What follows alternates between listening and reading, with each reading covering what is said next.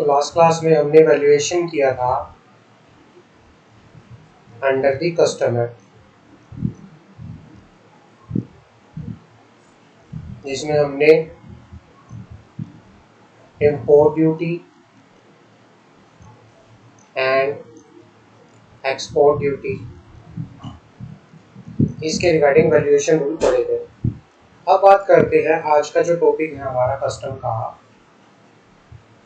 ये बात करता है exemption under the custom act. Exemption under the custom act. देखो, कस्टम एक्ट के अंदर सेंट्रल गवर्नमेंट के पास पावर है। क्या है? सेंट्रल गवर्नमेंट के पास पावर है। या तो वो जर्नल एग्जम्पशन दे सकता है, या तो वो क्या कर सकता है, जर्नल एग्जम्पशन दे सकता है, या फिर वो स्पेशल एग्जम्पशन दे सकता है। और ये एग्जम्पशन कैसे देगा? बाय नोटिफिकेशन इन द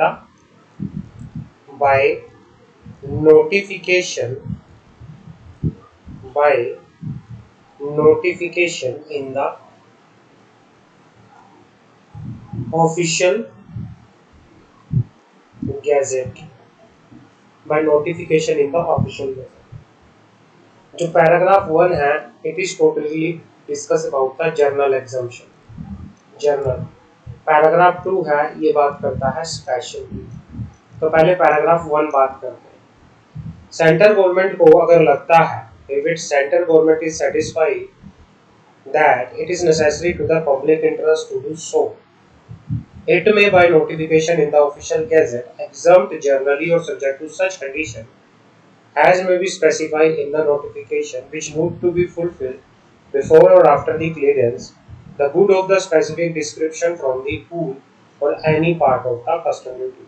ये कहना चाह रहा है कि सेंट्रल गवर्नमेंट के पास पावर है, वो bye notification in the official gadget अगर उसे लगता है, central government is satisfied that is ऐसा करना पब्लिक इंटरेस्ट के लिए जरूरी है, तो वो क्या कर सकता है, वो bye notification in the official gadget exempt कर सकता है, या तो जर्नली या सब्जेक्ट टू सच कंडीशन, किसी भी गुड को फ्रॉम दी कस्टम ड्यूटी, या तो उसको फुली और या फिर पार्टली उसको क्या कर सकता है, एग्जम्प्ट कर सकता है। दूसरा, कुछ ऐसी गुड है जो एक्सेप्शनल सर्कमस्टांसेस में, कुछ ऐसी गुड है जिनके ऊपर कस्टम ड्यूटी लेविएबल होती है अंडर एक्सेप्शनल सर्कमस्टांसेस। कुछ एक्सेप्शनल सर्कमस्टांसेस होती हैं, कुछ स्पेशल सर्कमस्टांसेस होती हैं जहां पर किसी गुड के ऊपर कस्टम ड्यूटी जो है लेविएबल होती है। तो सेंट्रल गवर्नमेंट क्या कर सकती है, by the special order exempt कर सकती है ऐसी गुड्स को फ्रॉम दी कस्टम ड्यूटी। समझ आ गई? ये कहना चाह रहा है सेंट्रल गवर्नमेंट का ये कस्टम एक्ट के अंदर बोल रहा है कि भाई कोई भी गुड जिसके ऊपर जो कस्टम ड्यूटी है वो 100 रुपए या 100 रुपए से कम लग रही है, तो ऐसे केस में कस्टम ड्यूटी को कलेक्ट नहीं किया जाएगा। दूसरा, both the general and specific exemption mentioned above may be granted by providing for the levy of duty at a rate expressed in the form which is different from the statutory rate। कोई भी exemption अगर आप दे रहे हो, या तो general exemption या specific exemption, वो ग्रांट की जाएगी by providing for the levy of the duty at a rate expressed in the form which is different from the statutory rate। कोई भी एग्जम्पशन अगर आप प्रोवाइड कर रहे हो तो उसके लिए आप रेट बताओगे जो कि डिफरेंट होगा किससे, स्टैट्यूटरी रेट से। आप जो ऊपर ये एग्जम्पशन दी गई है, या कोई जनरल एग्जम्पशन है या कोई स्पेसिफिक एग्जम्पशन है, इसको क्या नहीं किया जाएगा, इसको विड्रॉ नहीं किया जाएगा, और ना ही ड्यूटी को डिमांड किया जाएगा विद रेट्रोस्पेक्टिव इफेक्ट। तो इसके बारे में ये बात करता है। तो एग्जम्पशन कस्टम एक्ट के अंदर कौन लेता है, सेंट्रल गवर्नमेंट। दो तरह की एग्जम्पशन होती हैं, general exemption, specific exemption. General exemption में central government by notification in the official gazette क्या कर सकती है, या तो जर्नली या सब्जेक्ट टू कुछ कंडीशन किसी भी गुड पर जो रेट ऑफ कस्टम ड्यूटी है उनको या तो फुली या इन पार्ट क्या कर सकती है, एग्जम्प्ट कर सकती है। दूसरा स्पेशल ऑर्डर, ऐसी गुड जिनके ऊपर जो रेट ऑफ ड्यूटी है वो एक्सेप्शनल सर्कमस्टांसिस में लगता है, तो सेंट्रल गवर्नमेंट ऐसी गुड्स के ऊपर बाय स्पेशल ऑर्डर उन्हें क्या कर सकती है, एग्जम्प्ट कर सकती है। फर्दर ये भी कहा गया है कि कोई भी ड्यूटी ऑफ कस्टम को कलेक्ट नहीं किया जाएगा अगर आपका जो अमाउंट ऑफ ड्यूटी लेविएबल है वो कितना है, वो 100 रुपए या उससे कम है। दोनों सिचुएशंस के अंदर या तो आपकी जर्नल एग्जम्पशन है या स्पेसिफिक एग्जम्पशन है, उसको ग्रांट किया जाएगा एक grant by providing the levy of the duty at a rate expressed in a form which is different from the statutory rate। अब आता है एडमिनिस्ट्रेशन। अब क्या आता है, एडमिनिस्ट्रेशन ऑफ कस्टम लॉ। दूसरा हमारे पास आता है एडमिनिस्ट्रेशन ऑफ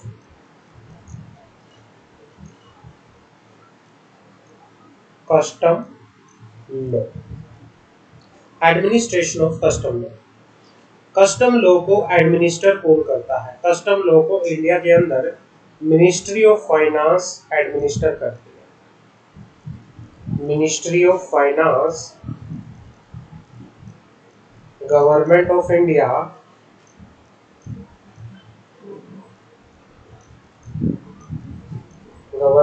इंडिया क्या करती है, एडमिनिस्टर करती है। CBDT, Central Board of Indirect Tax and Custom, has been constituted with a headquarter at New Delhi to administer the provision of indirect tax, which consists of Central Excise, Custom and GST। CBDT के पास power है CBIDT and Custom। Central Board of Indirect Tax CBIC के पास, central board of indirect tax and custom के पास power है administer the provision of indirect tax. As per section 5 subsection 1 custom act, any officer of custom may exercise the power and discharge the duty conferred on him और impose on him subject to such condition and limitation has been be imposed by CBIC। मतलब custom का कोई भी officers है वो अपनी power को, अपनी ड्यूटीज को इस तरह से डिस्चार्ज करेगा या इस तरह से वो करेगा सब्जेक्ट टू द कंडीशन, जो कि कंडीशन या लिमिटेशन CBIC ने उस पर लगा रखी होगी। तो अपनी ड्यूटीज को, अपने पावर्स को डिस्चार्ज करते टाइम वो उन सभी कंडीशंस को, उन सभी लिमिटेशंस को क्या करेगा, फॉलो करेगा। अब बात करते हैं ऑफिसर्स ऑफ कस्टम लॉ। आगे आता है officers of custom law. Custom law के अंदर कौन कौन ऑफिसर होते हैं, कस्टम लॉ के अंदर custom officers are authorised to proper officer in relation to function to be perform under custom. कोई भी proper officer in relation to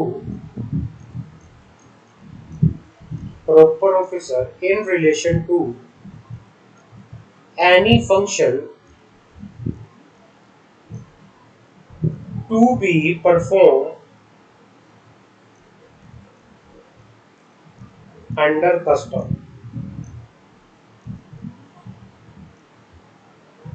Proper officer in relation to any function to be performed under the Custom Act mean the officer of custom, उसको बोला जाता है mean the officer of custom who is assigned those function by the CBIC or Principal Commissioner of Custom under Section 5 of the Act।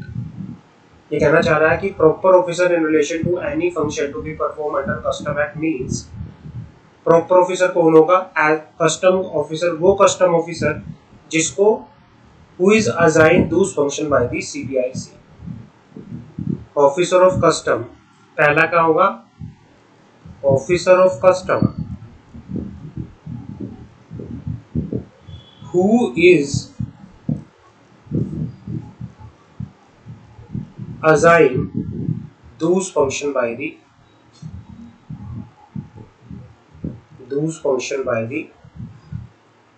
CBIC या फिर कोई भी principal commissioner of custom, principal commissioner of custom. तो दो तरह के होते हैं, proper officer in relation to any function to be perform under the, proper officer under the custom act कौन होंगे?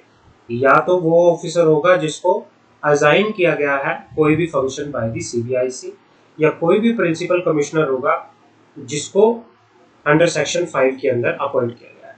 समझ आ गई? अब the custom officer are authorised to declare warehouse station. अब कस्टम ऑफिसर जो है उसको ऑथोराइज किया गया है कि वो डिक्लेयर कर सकता है warehouse station, allow to set up warehouse, power to search any vessel conveyance person, power of seize of good, power to arrest. तो ये सारी की सारी पावर किसके पास है? कस्टम ऑफिसर के पास है। आगे बात करते हैं establishment under the custom. Custom के अंदर क्या कौन कौन सी इस्टेब्लिशमेंट आती है, कौन कौन से एरियाज, कौन कौन सी इस्टेब्लिशमेंट आती है? CBIC में appoint by notification the official gazette कौन कौन सी इस्टेब्लिशमेंट आती है? कोई भी कस्टम पोर्ट या airport, inland container depot, land custom station, route, coastal port, foreign port post office या इंटरनेशनल कूरियर टर्मिनल। ये हमने जब हम स्टार्टिंग में पढ़ रहे थे तब भी बात की थी। The CBIC will appoint all such place which alone shall be either custom port, airport, inland container depot, route, coastal port, foreign post office, international courier terminal for the uploading of imported good or unloading of imported good and या or loading of exported good, route for import into India or export out of India, clearance of such good. तो मतलब किन purpose के लिए in places को appoint किया जाता है? CBIC के द्वारा, central board of indirect tax and custom के द्वारा किन पर्पस के लिए जो ये कस्टम पोर्ट या एयरपोर्ट है या इनलैंड कंटेनर डिपो है या लैंड कस्टम स्टेशन है, रूट्स है, कोस्टल पोर्ट्स है, फॉरेन पोस्ट ऑफिस है या इंटरनेशनल कूरियर टर्मिनल्स है, इनको किन पर्पस के लिए अपॉइंट किया जाता है?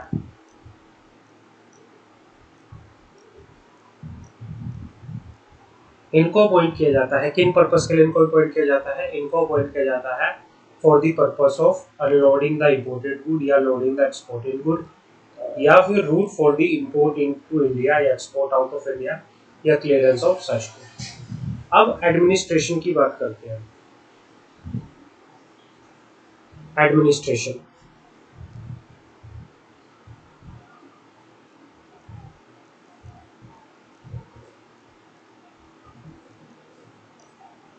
Administration, custom regulated the import and export. क्या कहना चाह रहे हैं यहाँ पर कि कस्टम जो है वो रेगुलेट करता है इंपोर्ट एंड एक्सपोर्ट। कस्टम क्या रेगुलेट करता है? Import and export. Import and export जो है,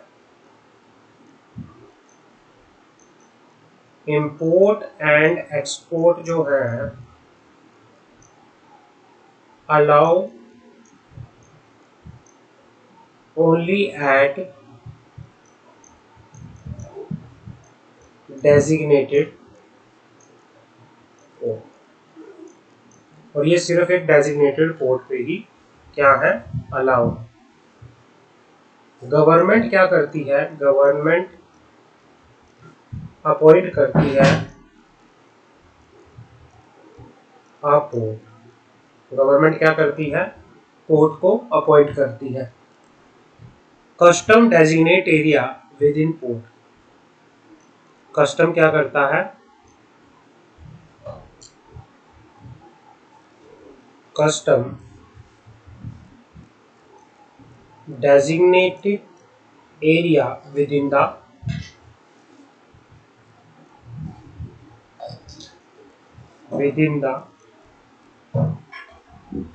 port. These area would then be marked for loading and unloading. These area would be marked for loading and unloading.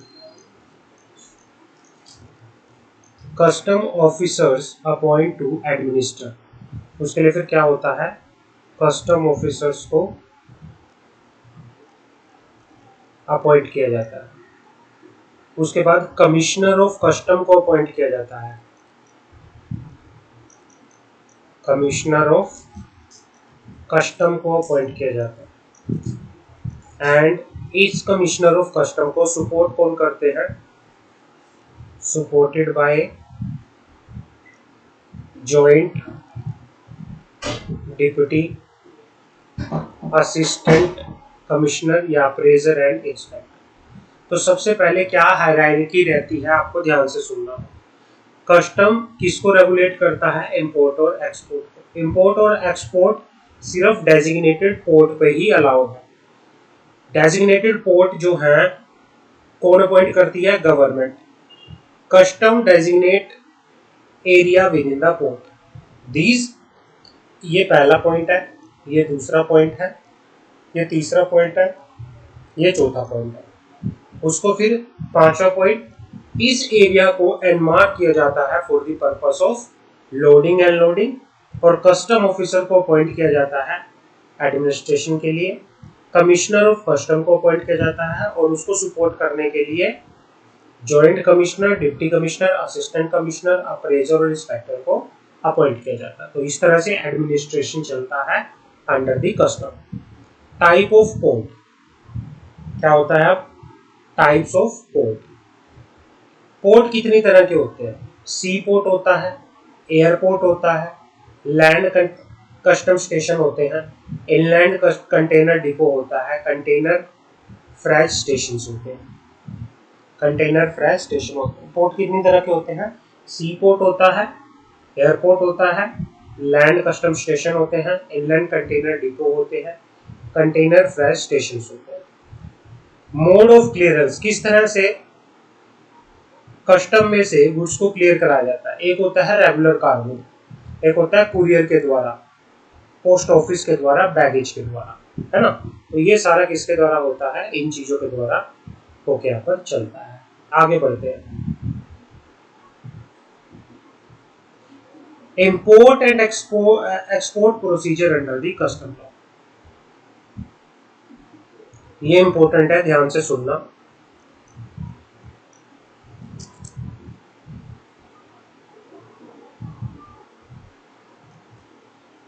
Import and export procedure. Import and export procedure under the custom law. Under the custom law. अब क्या है, procedure have to be followed by person in charge of the conveyance as well as the importer. जो ये procedure है ये किसको follow करना है, ये प्रोसीजर फॉलो करना है person in charge of the conveyance. ये कहना चाह रहा है कि कन्वेंस का कोई भी पर्सन जो इंचार्ज है उसको, और जो इंपोर्टर है उसको क्या करना पड़ेगा, जो ये प्रोसीजर बता रखा है इंपोर्ट का या एक्सपोर्ट का, उसको प्रॉपरली इसको फॉलो करना पड़ेगा. अब पर्सन इंचार्ज कौन होता है, हमने डेफिनेशन में भी पढ़ा था. कौन होता है पर्सन इंचार्ज,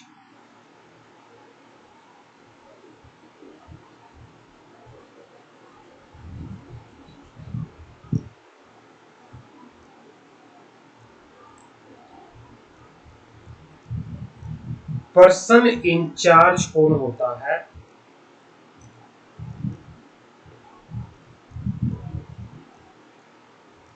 बात करते हैं। पर्सन इंचार्ज का मतलब होता है कोई भी master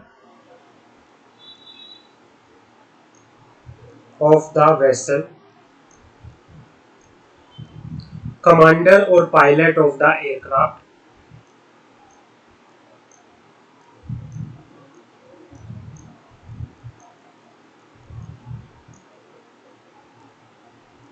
master of the vessel या कमांडर या pilot of the aircraft, conductor, guard, or any other person having the chief direction in case of the train, या फिर ड्राइवर या person in charge of the conveyance. ये कहना चाह रहा है कि भाई कोई भी master in case of vessel, commander या pilot in case of aircraft, conductor, guard या कोई भी पर्सन जिसके पास एक ट्रेन की क्या है चीफ डायरेक्शन है, या फिर कोई भी ड्राइवर या फिर person in charge of the conveyance in any other case, तो वो कौन होगा?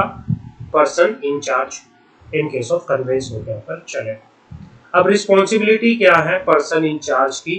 पहला, submit the import export manifest. जो इंपोर्ट और एक्सपोर्ट की पूरी जो मैनिफेस्ट है, लिस्ट है, वो प्रॉपरली सबमिट करनी पड़ेगी person in charge of the convince को। दूसरा, इंश्योर करेगा कि जो कन्वेंस है वो come through the proper root, वो रूट भी देखेगा कि भाई जिस रूट के अकॉर्डिंगली उसे आना चाहिए वो उसी रूट के अकॉर्डिंगली आ रहा है या नहीं है।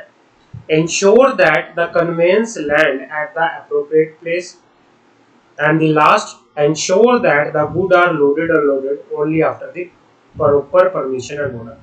और आप ये भी ध्यान रखोगे कि भाई आप जो भी लोडिंग कर रहे हो या अनलोडिंग कर रहे हो गुड की, वो आफ्टर जब आप प्रॉपर ऑफिसर से क्या ले लोगे, परमिशन ले लोगे, ऑर्डर ले लोगे, तभी आपको जब आपको क्लियरेंस का ऑर्डर मिल जाएगा तभी आप क्या कर सकते हो, ये करके यहाँ पर चल सकते हो। आगे बात करते हैं इंपोर्ट मैनिफेस्ट मींस। अब इंपोर्ट मैनिफेस्ट क्या होता है, बात करते हैं इंपोर्ट मैनिफेस्ट की। Import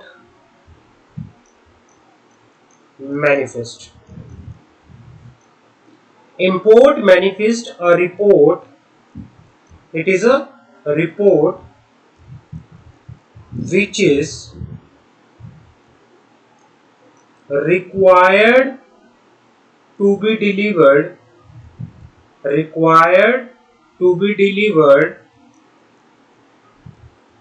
under section 30।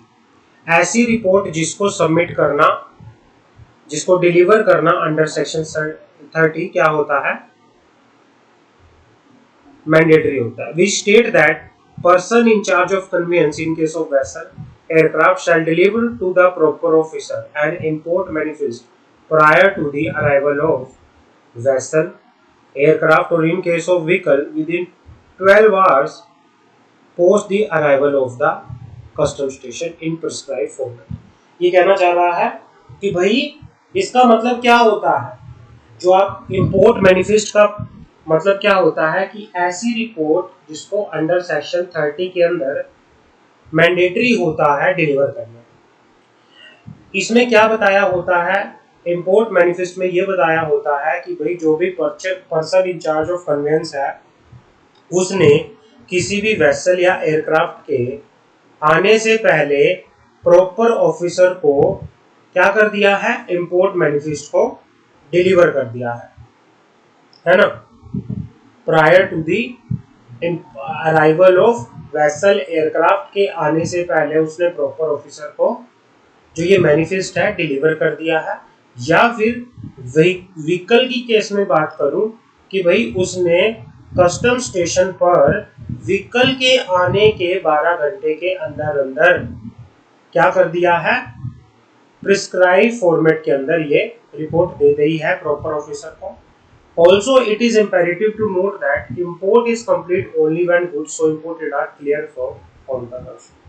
और यह भी ध्यान में रखना चाहिए, इंपोर्ट तभी कंप्लीट माना जाता है जब आप क्या कर लेते हो, आप क्लियर करवा लेते हो गुड्स को होम कंजप्शन के लिए। तो ये होता है इंपोर्ट मैनिफेस्ट। अब बात करते हैं, अब ध्यान से सुना, बहुत इंपॉर्टेंट चीज आ रही है, ये बहुत इंपॉर्टेंट चीजें हैं, एक एक ध्यान से सुना। बिल ऑफ एंट्री क्या होती है? Section 46 bill of entry.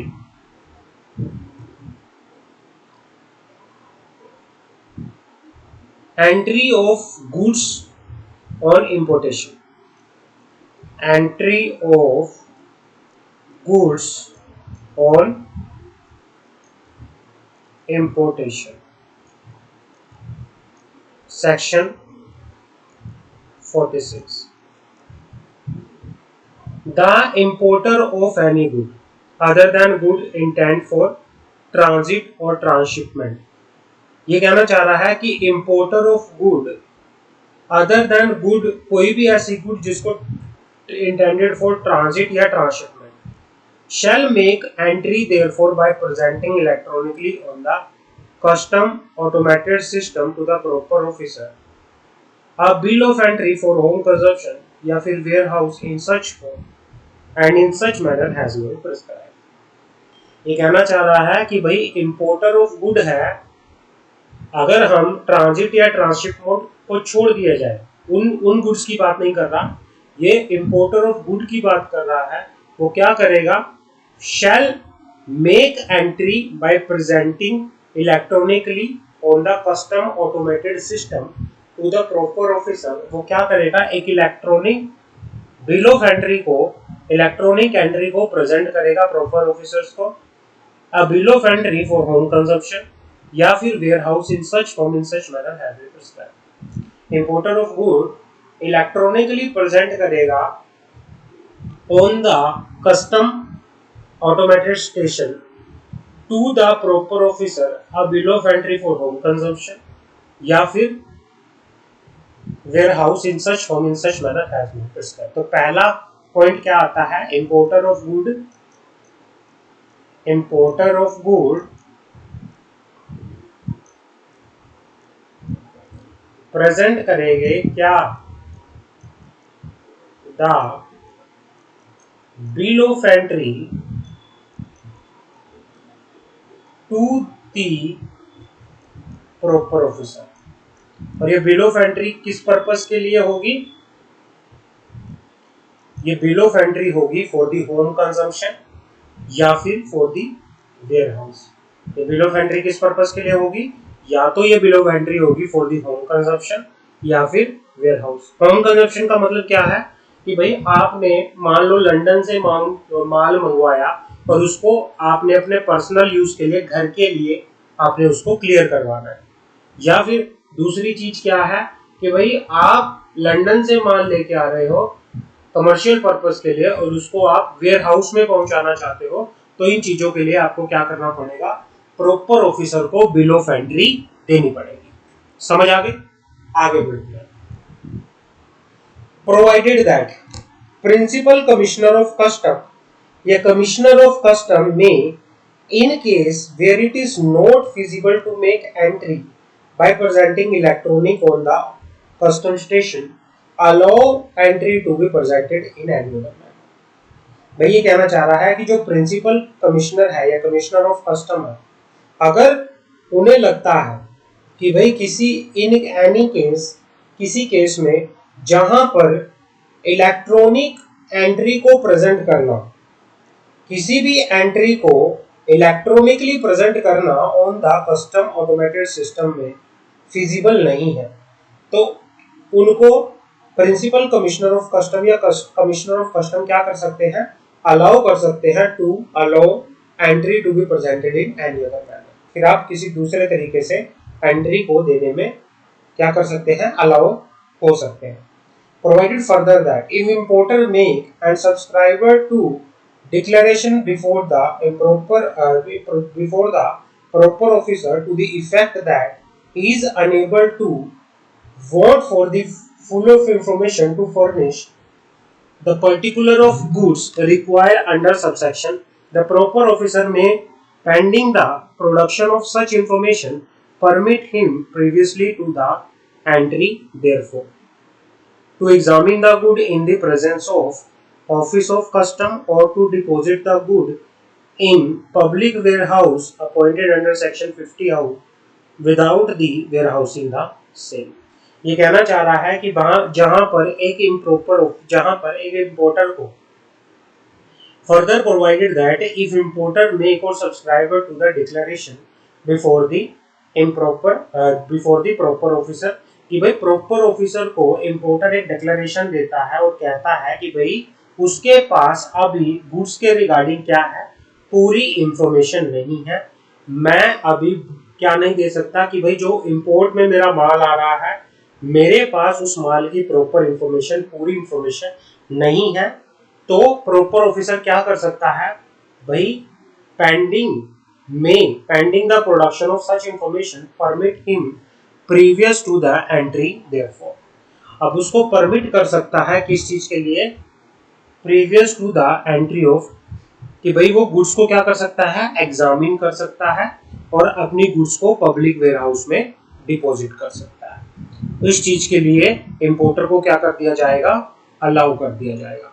इस चीज के लिए इंपोर्टर को अलाउ कर दिया जाएगा। समझ आ गई यहां तक?